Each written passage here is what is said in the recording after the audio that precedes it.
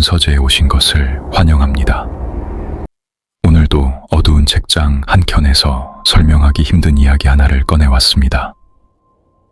이번 이야기는 지인분께서 실제로 겪으신 오피스 빌딩 야간 경비 중 있었던 실화 사연입니다.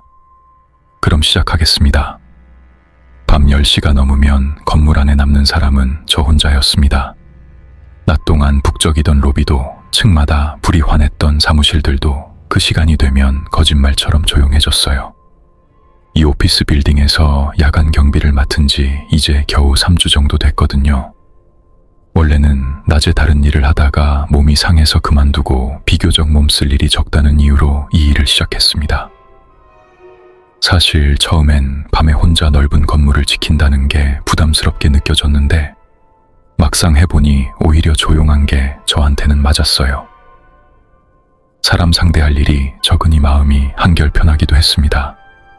물론 처음 며칠은 적응하는데 애를 먹었어요. 워낙 큰 건물이다 보니 구조를 다 외우는 데만 며칠이 걸렸고 어디에 뭐가 있는지 헷갈려서 관리소장님한테 몇 번이나 다시 물어봐야 했거든요. 지금은 눈 감고도 다닐 수 있을 만큼 익숙해졌지만요. 20개 층이 넘는 큰 건물이었고 여러 회사가 각 층에 나눠 입주해 있었어요. 낮에는 사람이 많으니 정문 경비만 서면 됐지만 밤이 되면 얘기가 달랐죠. 야간 근무는 저녁 9시부터 다음날 아침 6시까지였고 그중 자정 무렵 한 번은 반드시 건물 전체를 순찰해야 했습니다. 상황실에 앉아 CCTV만 들여다보는 것도 일이었지만 직접 층마다 돌면서 이상 없는지 확인하는 게 규정이었거든요. CCTV로도 웬만한 건 다 보이긴 했지만 사각지대가 아예 없는 건 아니었어요. 그래서인지 관리소장님도 순찰만큼은 절대 빼먹지 말라고 신신당부하셨습니다. 저도 처음엔 그저 형식적인 절차인 줄 알았는데 막상 매일 돌다 보니 나름의 의미가 있다는 걸 알게 됐죠. 특히 계단실이나 비상구 쪽은 CCTV 화질도 좋지 않고 사각지대도 많은 편이었습니다. 그래서 순찰 때마다 그런 구역들은 좀 더 꼼꼼히 살펴보는 버릇이 생겼어요. 첫 순찰 날은 지금도 생생하게 기억납니다. 조용한 사무실 복도를 손전등 하나 들고 걷는데 발소리가 유난히 크게 울려서 저 스스로도 움찔했던 기억이 나요. 그래도 며칠 지나니 이제는 그런 정적에도 제법 익숙해졌습니다. 순찰 코스는 항상 똑같았어요. 지하 주차장부터 시작해서 한 층씩 올라가며 소화기며 비상등이며 이상 없는지 확인하고 사무실 문이 제대로 잠겼는지 손잡이를 하나하나 당겨봤습니다. 그렇게 20개 층을 다 돌고 나면 마지막으로 옥상 비상구를 확인하는 게 순찰의 끝이었죠. 한 바퀴 도는데 걸리는 시간은 대략 40분 정도였습니다. 층마다 별다를 게 없어 보여도 막상 매일 돌다 보면 미묘하게 다른 부분들이 눈에 들어오기도 했어요.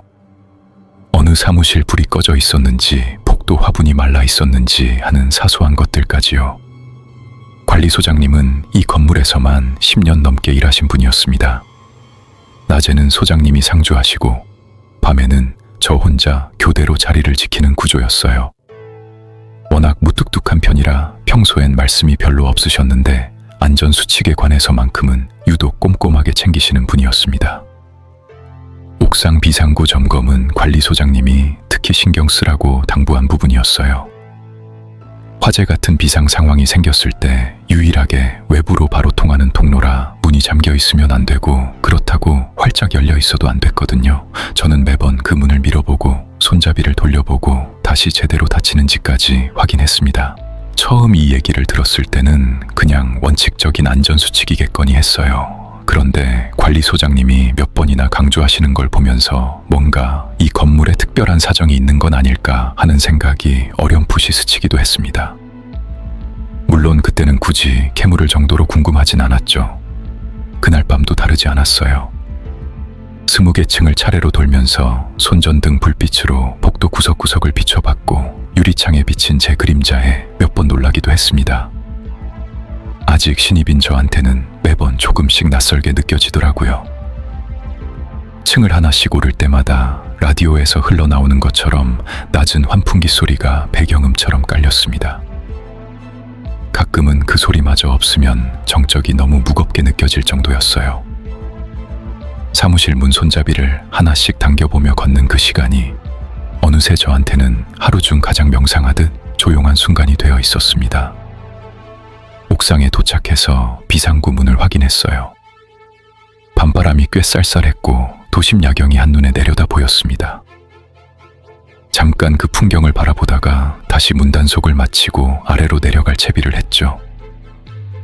계단으로 20층을 다 걸어 내려가기엔 다리가 남아나질 않았기 때문에 순찰을 마치고 내려갈 때는 늘 엘리베이터를 이용했어요. 옥상 출입구 바로 옆에 있는 엘리베이터 홀로 걸어가면서 오늘도 별일 없이 순찰이 끝났다는 사실에 안도하고 있었습니다. 시계를 보니 자정을 10분쯤 넘긴 시각이었죠. 이제 상황실로 내려가서 남은 새벽 시간을 CCTV 화면 앞에서 보내면 될 일이었어요. 하루 중 가장 힘든 구간을 넘겼다는 생각에 발걸음도 한결 가벼워져 있었죠. 엘리베이터 버튼을 누르고 잠시 기다리는데 도착음과 함께 문이 열렸어요. 텅 빈 엘리베이터 안으로 들어서서 1층 버튼을 눌렀고 문이 닫히기 시작했습니다. 이 건물 엘리베이터는 20개 층 전체를 서비스하는 구조라 어느 층에서든 부르면 금방 도착하는 편이었어요. 야간에는 저 말고 탈 사람이 없으니 엘리베이터도 늘 저 혼자 독차지하는 셈이었죠. 그날도 별 생각 없이 벽에 기대서서 문이 닫히고 아래로 내려가기만을 기다리고 있었습니다. 짧은 기간이었지만 매일같이 반복해온 일과였어요. 지루하다면 지루한 밤이었지만 그만큼 예측 가능하고 안전한 밤이기도 했습니다. 그날 밤까지는 적어도 제가 알던 그런 밤이었죠. 엘리베이터가 천천히 아래로 내려가기 시작했습니다. 층수 표시가 하나씩 줄어드는 걸 멍하니 바라보고 있는데 17층쯤 지날 때 갑자기 덜컹하는 느낌과 함께 속도가 줄어들었어요. 평소 같으면 신경도 안 썼을 만큼 미세한 흔들림이었습니다. 오래된 건물이니 엘리베이터도 낡아서 가끔 이런 소리나 진동이 있으려니 했는데 이번엔 좀 달랐어요. 속도가 눈에 띄게 줄어들더니 아예 멈춰버리는 느낌이었습니다. 뭐지? 이상하다 싶어서 층수 표시를 다시 확인했는데 14층에서 엘리베이터가 완전히 멈춰섰죠. 도착음이 울리고 문이 스르륵 열렸어요. 그런데 문이 열린 앞에는 아무도 없었습니다. 캄캄한 복도만 덩그러니 보일 뿐이었죠. 2층에서 멈출 이유가 전혀 없었습니다. 그 어떤 층 버튼도 누른 적이 없었고 외부에서 호출 버튼을 눌렀다는 신호도 없었어요. 그런데도 엘리베이터는 마치 누군가 정확히 그 층을 불러세운 것처럼 자연스럽게 멈춰 섰습니다. 누가 부른 것도 아닌데 왜 서지? 잠깐 고개를 갸웃하고 있는데 몇 초쯤 지났을까 갑자기 익숙한 경고음이 울리기 시작했어요. 정원이 초과되었습니다. 그 순간 온몸에 소름이 쫙 돋았어요. 엘리베이터 안에는 저 혼자였습니다. 아무리 둘러봐도 다른 사람은 없었어요. 그런데 기계는 분명하게 또박또박한 음성으로 정원이 초과됐다고 말하고 있었습니다. 머리로는 뭔가 잘못됐다는 걸 알면서도 몸은 그대로 얼어붙어서 움직이질 않았어요. 좁은 엘리베이터 안이 순식간에 숨막히게 느껴졌고 형광등 불빛마저 평소보다 훨씬 차갑게 느껴졌습니다. 몇 초가 몇 분처럼 느껴지는 그런 순간이었어요. 머릿속으로는 온갖 생각이 스쳐 지나갔습니다. 혹시 정말 누군가 저와 함께 타고 있는 건 아닐까, 아니면 이 기계 자체가 어딘가 잘못된 건 아닐까 하는 생각들이 뒤죽박죽 엉켰죠. 심장이 미친 듯이 뛰기 시작했어요. 반사적으로 닫힌 버튼을 연달아 눌렀습니다. 손가락이 떨려서 처음 몇 번은 버튼을 제대로 누르지도 못했어요. 그렇게 몇 초를 정신없이 버튼만 누르고 있는데 갑자기 경고음이 뚝 끊기더니 문이 정상적으로 닫히기 시작했습니다. 엘리베이터는 아무 일 없었다는 듯 다시 아래로 내려가기 시작했어요. 벽에 등을 바짝 붙인 채로 숨도 제대로 못 쉬고 그 자리에 서 있었습니다. 1층에 도착해서 문이 열릴 때까지 저는 단 한순간도 긴장을 놓을 수 없었죠. 상황실로 돌아와서도 한참 동안 심장이 진정되지 않았어요. 혹시 몰라 CCTV로 14층 화면을 확인해 봤는데 복도는 텅 비어 있었습니다. 아무도 없었고 아무 이상도 없었죠. 혹시 녹화된 화면에 뭔가 잡히지 않았을까 싶어서 방금 전 시간대로 되돌려서 다시 봤어요. 하지만 몇 번을 돌려봐도 복도는 계속 텅 비어 있었습니다. 엘리베이터 안쪽을 비추는 카메라 화면도 확인해 봤는데 그저 저 혼자 서 있는 모습만 찍혀 있을 뿐이었죠. 센서가 고장났나 보다. 애써 그렇게 생각하려 했습니다. 오래된 건물이니 기계 오작동이 있을 법도 하다고 여겼어요. 그날은 그렇게 지나갔고 남은 새벽 시간도 별일 없이 흘러갔습니다. 다음 날 밤 순찰을 마치고 다시 엘리베이터를 탔어요. 어제 일이 마음에 걸려서 조금 긴장한 채로 층수 표시를 지켜보고 있었습니다. 17층을 지날 때쯤 또다시 그 덜컹거리는 느낌이 전해졌죠. 설마 엘리베이터는 어제와 똑같이 14층에서 멈췄어요. 문이 열렸고 복도는 역시 텅 비어 있었습니다. 그리고 몇 초 뒤 똑같은 경고음이 울렸어요. 정원이 초과되었습니다. 어제와 완전히 똑같은 상황이었어요. 이번에도 닫힘 버튼을 연달아 눌렀고 몇 초 뒤 경고음이 멈추면서 문이 닫혔습니다. 우연이라고 하기엔 너무 정확하게 같은 층, 같은 상황이었죠. 그날 밤 근무를 마치고 집으로 돌아가는 길에도 계속 그 생각만 했습니다. 어제도 오늘도 정확히 같은 층에서 같은 방식으로 벌어진 일을 그냥 우연이라고 넘기기엔 아무래도 찜찜함이 가시질 않았어요. 그렇다고 딱히 누구한테 말할 만한 일도 아닌 것 같아서 혼자 속으로만 삭히고 있었죠. 그 뒤로 며칠 동안 같은 일이 반복됐습니다. 순찰을 마치고 엘리베이터를 탈 때마다 17층 근처에서 덜컹거리다가 14층에서 멈추고 문이 열리고 잠시 후 정원 초과 경고음이 울리는 그 순서가 토시 하나 안 틀리고 반복됐어요. 넷째 날, 다섯째 날에도 상황은 똑같았습니다. 이제 그 시간이 다가오면 자연스럽게 숨을 고르고 어깨에 힘을 빼는 나름의 요령까지 생겼어요. 사람이 무서운 상황에도 적응한다는 게 참 신기하다는 생각이 들 정도였습니다. 셋째 날쯤 되니 이제 그 패턴을 완전히 외워버렸죠. 17층을 지날 때부터 이미 몸이 저절로 긴장했고 14층에서 문이 열리는 순간에는 숨을 참고 있었어요. 경고음이 울리기 시작하면 손은 이미 닫힌 버튼 위에 올라가 있었습니다. 처음엔 그렇게 무섭던 것도 며칠 반복되니 이상하게 조금씩 무뎌지는 느낌도 들었어요. 물론 매번 소름이 돋는 건 똑같았지만 이제는 어느 정도 예상하고 대비할 수 있게 됐다고 할까요? 저는 매번 닫힌 버튼 앞에 미리 손가락을 대고 대기하는 버릇까지 생겼습니다. 그런데 시간이 지날수록 오히려 다른 종류의 불안이 자라났어요.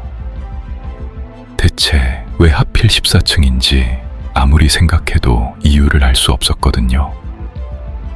순찰 중에 14층을 지날 때마다 유심히 살펴봤지만 겉으로 보기엔 다른 층과 다를 게 전혀 없었습니다. 관리소장님한테 그 층에 입주한 회사가 뭐 하는 회사인지 슬쩍 확인해 본 적도 있었어요. 평범한 무역회사 사무실이었습니다.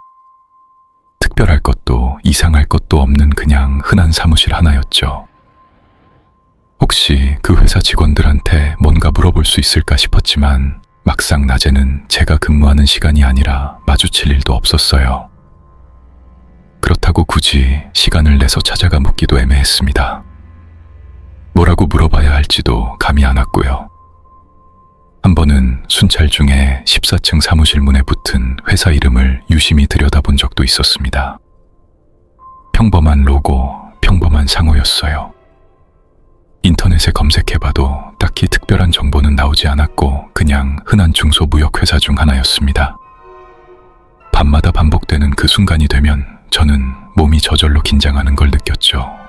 엘리베이터 층수 표시가 17층에 가까워질 때마다 심장이 조여드는 느낌이 들었고 손바닥에는 늘 식은땀이 배어났어요. 그렇게 하루하루 저는 그 순간을 예감하면서 알면서도 매번 피할 수 없이 마주해야 했습니다. 관리소장님한테 이 얘기를 해야 하나 몇 번이나 고민했어요. 하지만 막상 입 밖으로 꺼내려니 망설여지더라고요. 괜히 예민하다는 소리를 들을까봐 혹은 신입이 벌써 엄살을 부린다는 인상을 줄까봐 걱정이 앞섰습니다. 그래서 저는 며칠 더 혼자 지켜보기로 했어요. 어쩌면 정말 기계적인 결함일 수도 있고 시간이 지나면 저절로 해결될 문제일 수도 있다고 생각했습니다. 하지만 마음 한구석에서는 이게 그렇게 간단히 끝날 문제가 아니라는 걸 이미 알고 있었던 것 같아요. 일주일쯤 지나자 저는 더 이상 이걸 혼자만 알고 넘어갈 수 없다는 확신이 들었습니다. 매일 밤 같은 시간, 같은 층에서 벌어지는 이 일이 단순한 우연이나 기계 결함이라고 하기엔 너무나도 정확하고 일관됐거든요. 누군가에게는 말을 해야 할 것 같은데 막상 어떻게 꺼내야 할지 막막하기만 했습니다. 일단은 엘리베이터 유지보수 업체에 점검을 요청하는 게 순서일 것 같았어요. 사람한테 뭔가 이상한 일을 겪었다고 설명하는 것보다는 기계 이상을 신고하는 쪽이 훨씬 받아들여지기 쉬울 테니까요. 저는 다음날 출근하자마자 관리소장님께 이 얘기를 꺼내보기로 마음먹었습니다. 그날 밤에도 어김없이 14층에서 엘리베이터가 멈췄고 경고음이 울렸죠. 이제는 익숙해질 만도 한데 여전히 그 순간마다 등줄기가 서늘해지는 건 어쩔 수 없었어요. 오히려 익숙해질수록 더 무서워지는 것 같기도 했습니다. 우연이 아니라는 확신이 점점 짙어지고 있었으니까요. 문이 다시 닫히고 엘리베이터가 아래로 내려가는 동안 저는 내일 관리소장님께 뭐라고 말씀드려야 할지 머릿속으로 미리 정리해봤습니다.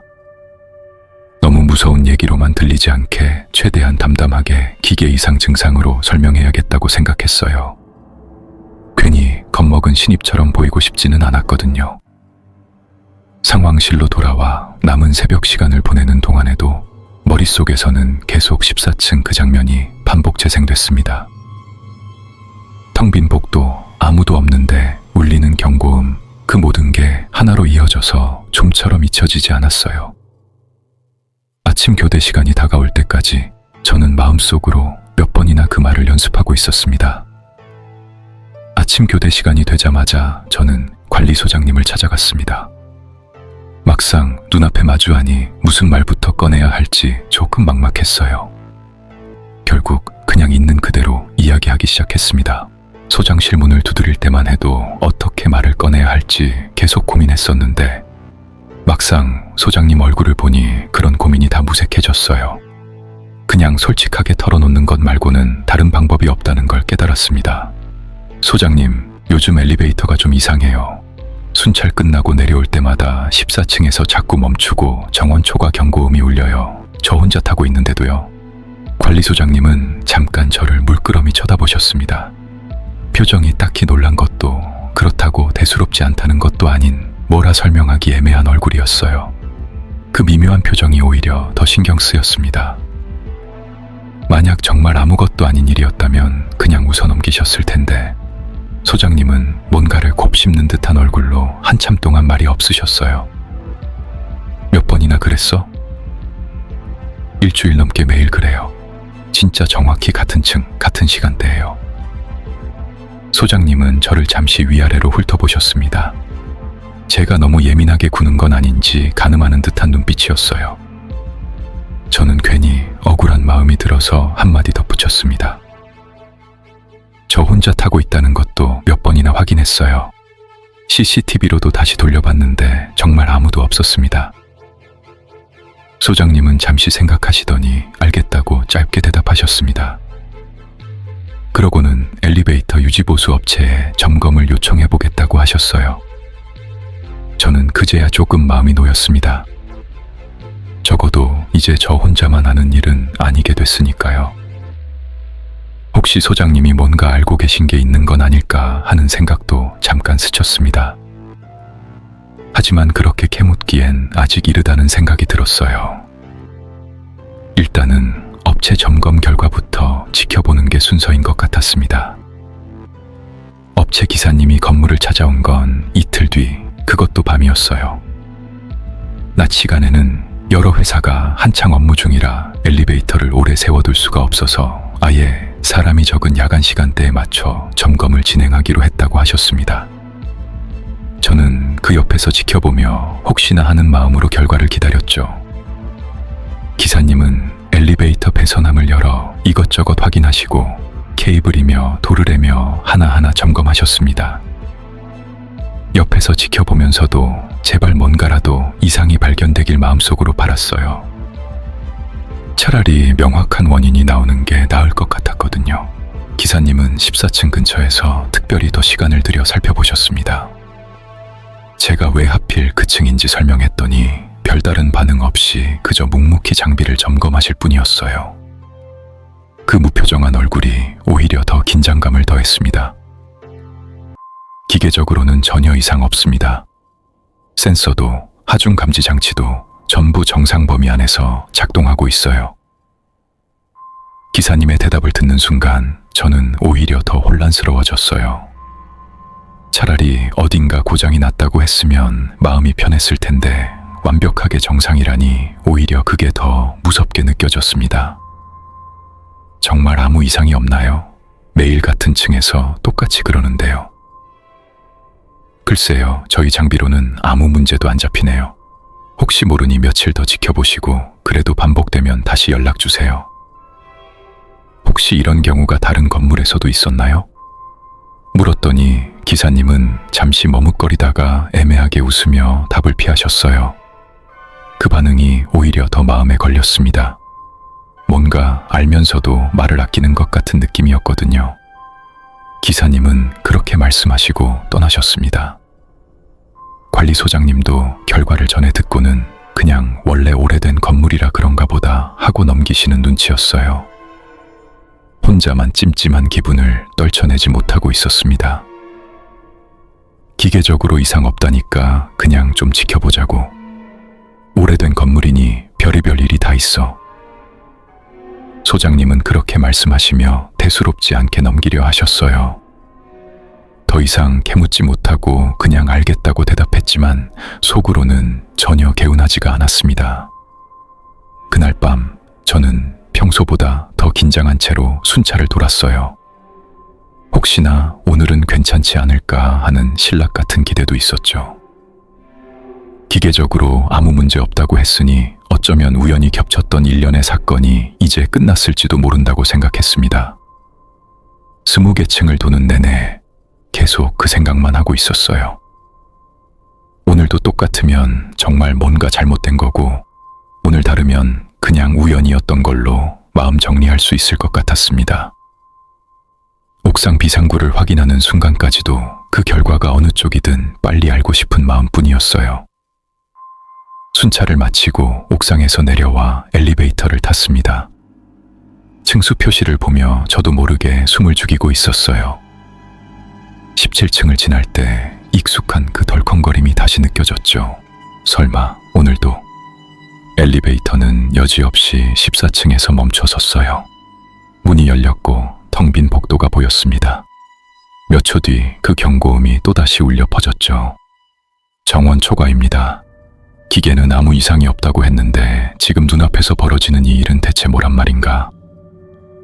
저는 닫힌 버튼을 누르면서도 머릿속으로는 계속 그 생각만 되뇌고 있었어요. 업체 기사님이 말한 정상 판정과 지금 제 눈앞에서 벌어지는 이 현상 사이의 간극이 도무지 메워지지 않았습니다. 기계에는 문제가 없는데 현상은 똑같이 반복된다면 대체 원인이 어디에 있다는 건지 알 수가 없었어요. 문이 닫히고 엘리베이터가 다시 내려가기 시작했을 때 저는 확실히 깨달았습니다. 이건 기계 문제가 아니었죠. 업체에서 아무리 점검해도 잡히지 않는 뭔가 다른 이유가 분명히 있었어요. 상황실로 돌아와서도 저는 한참을 멍하니 앉아 있었죠. 정상이라는 판정을 받고도 똑같이 반복되는 그 현상 앞에서 이제는 더 이상 우연이나 기계 결함이라는 말로 스스로를 이해시킬 수가 없었습니다. 내일은 반드시 관리소장님께 다시 찾아가야겠다고 마음먹었어요. 이번엔 그냥 이상하다는 말로 끝내지 않고 뭔가 더 확실한 답을 들어야겠다는 마음이었습니다. 이 건물에 아니면 저 14층에 제가 모르는 뭔가가 있는 게 분명했으니까요. 기계는 정상이라고 했는데 현상은 정확히 그대로 반복되고 존재하고 있었습니다. 이 모순을 설명할 수 있는 사람은 이제 관리소장님밖에 없다는 생각이 들었어요. 10년 넘게 이 건물에서 일하신 분이니 분명 뭔가 알고 계실 것 같았거든요. 아침이 밝아오는 걸 지켜보면서도 저는 좀처럼 마음이 놓이지 않았습니다. 오늘 밤은 또 어떻게 지나갈지, 그리고 소장님을 만나면 정말 뭔가 답을 들을 수 있을지 온갖 생각이 머릿속을 맴돌았어요. 교대 시간이 되어 퇴근하면서도 저는 소장실 앞에서 몇 초쯤 멈춰 섰습니다. 지금 당장 들어가서 다시 물어볼까 하는 마음도 들었지만 이미 한번 대수롭지 않게 넘어가려 하셨던 반응을 떠올리니 망설여졌어요. 결국 그날은 그냥 집으로 돌아갔지만 다음 출근길에는 반드시 답을 듣고야 말겠다는 결심만은 확고했습니다. 다음 출근길 곧장 관리소장님을 찾아갔습니다. 이번엔 뭔가 더 확실한 답을 듣기 전까지는 물러서지 않겠다는 마음이었어요. 소장님, 어제도 똑같았어요. 업체에서 이상 없다고 했는데도 정확히 같은 시간, 같은 층에서 또 그랬습니다. 이제 진짜 뭔가 말씀해 주셔야 할 것 같아요. 소장님은 한참 동안 아무 말이 없으셨습니다. 그러다 의자에 깊숙이 몸을 기대며 낮은 목소리로 입을 여셨어요. 그 침묵이 유독 길게 느껴졌습니다.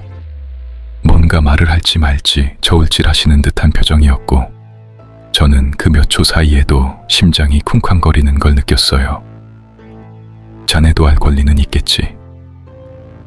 그렇게 시작된 이야기는 제가 예상했던 것보다 훨씬 무거웠습니다.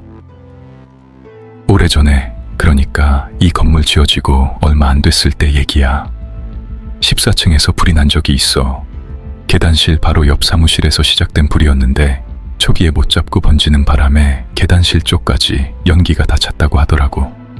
소장님의 목소리는 담담했지만 그 안에 담긴 무게감만은 고스란히 전해졌습니다.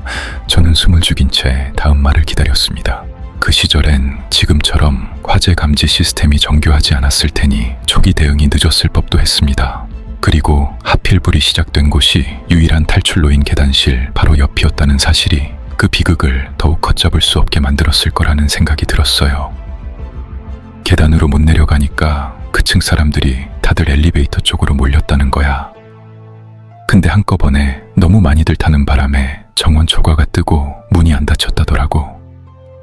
그 상태로 발이 묶여서 소장님은 말끝을 흐리셨습니다. 그 뒷말을 굳이 듣지 않아도 알 것 같았어요. 온몸에 소름이 쫙 돋았습니다. 밖에서는 소방대가 올라오고 있었을 텐데 정작 사람들은 코앞에 엘리베이터 안에서 오도 가도 못했다는 상황이 머릿속에 생생하게 그려졌어요. 그 절박함이 얼마나 컸을지 감히 짐작조차 되지 않았습니다. 그때 그 안에서 못 나온 사람이 여럿이었어. 침묵이 흘렀습니다. 아무 말도 할 수 없었어요. 매일 밤 제가 마주했던 그 정원 초과 경고음이 그 오래전 그날과 정확히 같은 상황이었다는 걸 그제야 이해했습니다. 몇 명이었는지 정확히 어떤 분들이었는지까지는 차마 여쭤볼 수 없었어요. 그저 그 숫자가 적지 않았다는 것, 그리고 그날 이후로 이 건물이 완전히 달라진 곳이 되어버렸다는 사실만이 무겁게 다가왔습니다. 그 뒤로 야간 근무자들이 자꾸 그만두더라고. 다들 자네처럼 그 층에서 이상한 걸 겪었다면서. 그래서 요즘은 이런 얘기를 우리가 먼저 하지는 않아. 미리 알면 겁먹고 그만두는 사람들도 있을 테니까. 소장님의 그 말이 오히려 더 마음을 무겁게 만들었습니다. 제가 처음이 아니었다는 것, 그리고 그 사실을 알면서도 회사는 계속 사람을 채용해왔다는 것이 함께 다가왔어요. 문득 저보다 먼저 이 자리에서 일했던 사람들이 궁금해졌습니다. 그들도 저처럼 처음엔 그저 기계 오작동이라고 생각했다가 점점 확신으로 바뀌어갔을까요? 그리고 결국 견디지 못하고 그만뒀을 그 순간의 심정이 어렴풋이 짐작됐습니다. 몇 명이나 거쳐갔을지, 다들 얼마나 버티다가 그만뒀을지 궁금해졌어요. 소장님께 여쭤보고 싶었지만 이미 충분히 무거운 이야기를 들은 뒤라 차마 입이 떨어지지 않았습니다. 그날 밤 저는 평소와는 완전히 다른 마음으로 순찰을 돌았어요. 이제는 그 현상이 뭔지 알아버렸으니까요. 20개 층을 돌면서도 14층에 가까워질 때마다 손끝이 떨렸습니다. 옥상 비상구를 확인할 때도 평소와 달리 그 문 너머 풍경이 다르게 느껴졌어요. 엘리베이터 앞에 서는 순간부터 손이 떨렸습니다. 알고 나니 더 무서워진다는 게 이런 거구나 싶었죠. 문이 열리고 애써 침착하게 안으로 들어섰어요. 버튼을 누르는 손끝이 유독 차갑게 느껴졌습니다. 평소라면 아무 생각 없이 눌렀을 그 버튼 하나가 오늘따라 유독 무겁게 느껴졌어요. 17층을 지날 때 그 덜컹거림이 여느 때보다 훨씬 크게 느껴졌습니다. 엘리베이터는 14층에서 멈춰섰고 문이 열렸어요. 텅 빈 복도를 마주하는 순간 그 복도 안쪽 어딘가에서 수십 년 전 그날 밤의 혼란과 공포가 그대로 얼어붙어 있는 것 같은 착각이 들었습니다.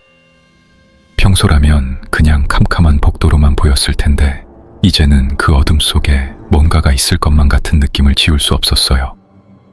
사람들이 몰려들어 아우성쳤을 그 순간이 마치 지금 이 순간에도 어딘가에서 계속 반복되고 있는 것처럼 느껴졌습니다. 정원 초과입니다. 늘 듣던 그 경고음이었는데 오늘은 그 안에 담긴 의미가 완전히 다르게 다가왔습니다. 문득 손끝에서 이상한 냉기를 느꼈죠. 마치 누군가 제 옆을 스치고 지나간 것처럼 순간적으로 서늘한 기운이 훅 끼쳤어요. 떨리는 손으로 닫힌 버튼을 눌렀습니다. 정원이 그런데 초과되었습니다. 이번엔 평소와 달리 문이 정원이 쉽게 닫히지 초과되었습니다. 않았어요. 몇 번을 눌러도 정원이 문은 열린 채 초과되었습니다. 그대로였고 경고음만 계속 반복해서 울렸습니다. 평소 같으면 몇 초 안에 끝났을 텐데 오늘은 유독 길게 이어졌어요. 저는 벽에 등을 붙인 채 눈을 질끈 감았습니다. 정원이 초과되었습니다. 이대로 영영 2층에 정원이 갇혀버리는 건 초과되었습니다. 아닐까 하는 공포가 스멀스멀 밀려왔어요. 정원이 초과되었습니다. 몇 번이고 버튼을 다시 눌러봤지만 소용없었습니다. 마치 무언가가 계속 문을 붙잡고 있는 것 같은 느낌마저 들었어요. 저는 그저 눈을 감고 그 시간이 지나가기만을 간절히 바랄 수밖에 없었습니다. 정원 초과입니다. 같은 안내가 몇 번이고 되풀이됐습니다. 심장이 터질 것처럼 뛰었고 정신없이 버튼을 두드렸어요. 마치 정말로 누군가, 아니 여러 사람이 이 좁은 공간에 함께 있는 것 같은 압박감이 느껴졌습니다. 숨이 턱턱 막혀왔어요. 좁은 공간이 갑자기 훨씬 더 좁게 느껴졌고 공기마저 무겁게 가라앉는 것 같았습니다. 이러다 정말 여기서 못 나가는 게 아닐까 하는 생각까지 스쳤어요. 제발, 제발 닫혀라. 몇십 초쯤 지났을까요? 영원처럼 느껴지던 그 시간 끝에 경고음이 뚝 멎더니 문이 서서히 닫히기 시작했습니다. 엘리베이터는 다시 아무 일 없었다는 듯 아래로 내려갔어요. 그 몇십 초 동안 머릿속을 스쳐간 생각들은 이루 다 헤아릴 수 없을 정도였습니다. 혹시 오늘은 정말 못 나가는 게 아닐까, 이대로 여기 갇혀버리는 건 아닐까 하는 두려움이 계속해서 밀려왔어요. 문이 닫히는 순간 저도 모르게 안도의 한숨이 터져 나왔습니다. 1층에 도착해 문이 열렸을 때 저는 다리에 힘이 풀려 그 자리에 주저앉을 뻔했어요. 가까스로 벽을 짚고 버텨섰습니다. 로비를 가로질러 상황실로 걸어가는 그 짧은 거리조차 그날은 유난히 멀게 느껴졌어요. 다리가 후들거려서 몇 번이나 걸음을 멈춰야 했습니다. 상황실로 돌아와서도 한참 동안 아무것도 할 수 없었어요. 그저 의자에 앉아 숨을 고르며 방금 겪은 일과 낮에 들었던 이야기를 하나로 이어 맞추고 있었죠. 그 오래전 그날 밤 살고 싶어서 필사적으로 엘리베이터에 몸을 밀어 넣었을 사람들의 심정이 어렴풋이 그려졌어요. 시계를 보니 아직 새벽 3시밖에 되지 않았습니다. 남은 근무 시간이 이렇게 길게 느껴진 적은 없었어요. 저는 커피를 한 잔 타서 두 손으로 감싸쥔 채 그 온기에 의지해 남은 시간을 버텨냈습니다. 아침이 올 때까지 저는 몇 번이나 시계를 확인했어요. 평소라면 그냥 흘려보냈을 시간이 그날따라 유독 더디게 흘러갔습니다. 창밖으로 서서히 동이 트기 시작했어요. 밤새 켜켜이 쌓였던 긴장이 그제야 조금씩 풀리는 게 느껴졌습니다. 그 고요한 새벽빛을 바라보며 한참 동안 아무 생각도 하지 않으려 했었어요. 그 일이 있고 나서도 저는 한동안 버텨보려고 했습니다. 당장 그만두기엔 이런저런 사정이 걸렸고 무엇보다 이 정도로 무너지고 싶지 않다는 오기 같은 것도 있었어요. 관리소장님이 들려주신 화재 이야기를 알고 나니 오히려 더 그만두면 안 될 것 같은 이상한 책임감마저 들었습니다. 마치 제가 이 자리를 지켜야만 그날 밤 그분들을 기억해 줄 사람이 하나라도 남는 것 같은 그런 기분이었어요. 지금 생각하면 그것도 일종의 오기였던 것 같습니다. 누구도 저한테 그런 책임을 지우지 않았는데 저 혼자 마음속으로 그 무게를 짊어지려 했던 거죠. 그 현상은 여전히 매일 밤 반복됐습니다. 17층 근처에서 어김없이 그 덜컹거림이 느껴지고 14층에서 문이 열리고 잠시 후 정원초과 경고음이 울렸어요. 몇 번을 겪어도 그 순간만큼은 도무지 익숙해지지 않았습니다. 오히려 알면 알수록 더 무서워진다는 걸 저는 매일 밤 새삼 깨달았어요. 가끔은 그 경고음이 예전보다 더 길게 이어지는 것 같기도 했습니다. 정확히 잰 건 아니지만 체감상 그랬어요. 어쩌면 제가 그만큼 더 예민해진 걸 수도 있고 아니면 정말 뭔가 달라지고 있는 걸 수도 있었습니다. 한 번은 그 시간이 유독 길게 느껴져서 순간적으로 오늘은 정말 갇혀버리는 게 아닐까 하는 생각까지 들었어요. 다행히 몇 초 뒤 여느 때처럼 문이 닫히긴 했지만 그 며칠은 유독 잠도 제대로 못 잤습니다. 그 공포 밑바닥에는 예전엔 없던 감정 하나가 자리 잡았어요. 그날 밤 그 사람들도 저처럼 그저 살고 싶었을 뿐이었을 텐데 마지막 순간까지 좁은 공간에 갇혀 절박하게 버텼을 거라는 생각이 자꾸 들었거든요. 하지만 그런 안쓰러움이 두려움을 덜어주지는 못했습니다. 요즘은 그 층에서 문이 열릴 때마다 저도 모르게 마음속으로 짧게 인사를 건네게 됩니다.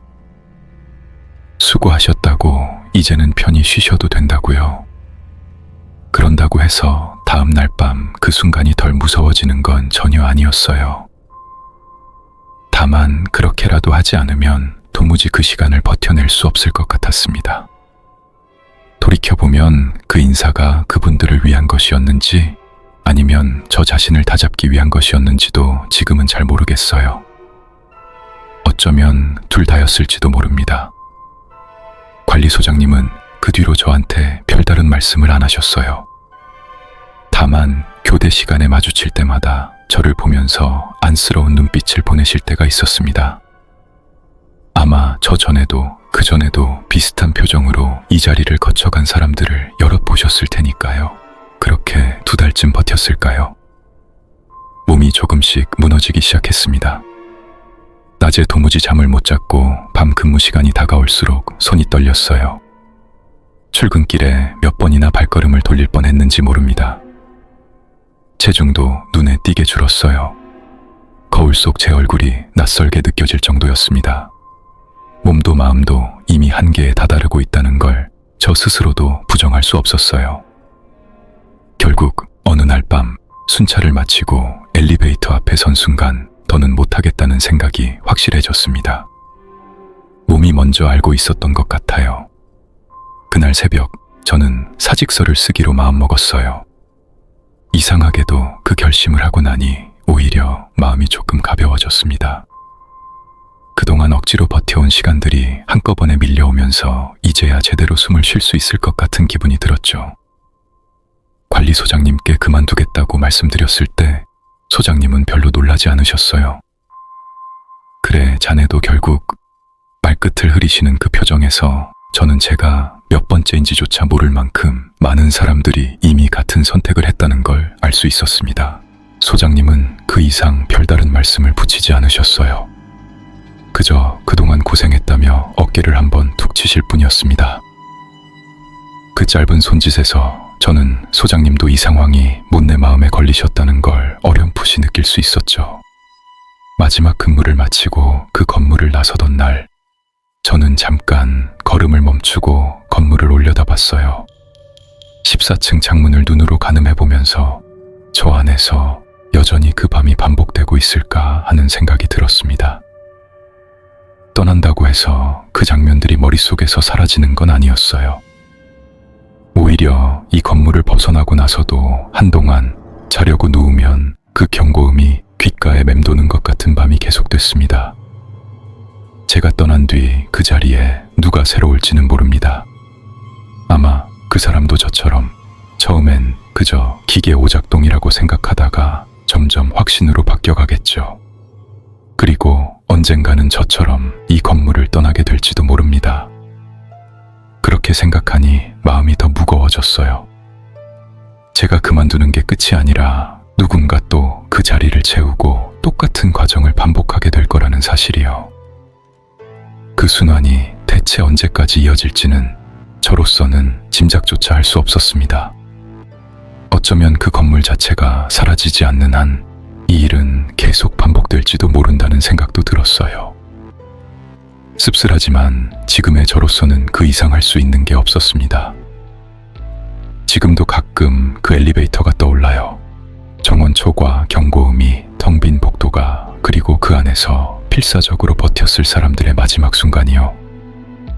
그분들이 지금도 그 자리에 머물러 계신 건지 아니면 이미 다른 방식으로든 그곳을 벗어나셨는지 저는 끝내 알지 못한 채 그 건물을 떠났습니다. 새 직장에 적응하는 요즘도 문득 엘리베이터를 탈 때마다 저도 모르게 층수 표시를 유심히 살피는 버릇이 남아 있어요. 아무 일도 일어나지 않는다는 걸 알면서도 그 몇 초간의 긴장을 완전히 떨쳐내지는 못하고 있습니다. 혹시 여러분 중에도 비슷한 경험, 그러니까 건물이나 엘리베이터, 오래된 장소에서 뭔가 이상한 걸 겪으신 분 계신가요? 댓글로 여러분의 이야기도 들려주시면 좋겠습니다. 오늘 이야기는 여기까지입니다. 오늘 이야기가 재미있으셨다면 주변 분들에게 공유해 주시고 다음 이야기도 놓치지 않으시려면 구독까지 꾹 눌러주세요. 그리고 설명하기 어려운 미스터리한 경험이 있으시다면 꼭 제보해 주세요. 여러분의 이야기가 다음 검은 서재의 금서가 될 수 있습니다. 오늘도 검은 서재의 금서를 함께 펼쳐주셔서 감사합니다. 그럼 다음 이야기에서 다시 만나겠습니다.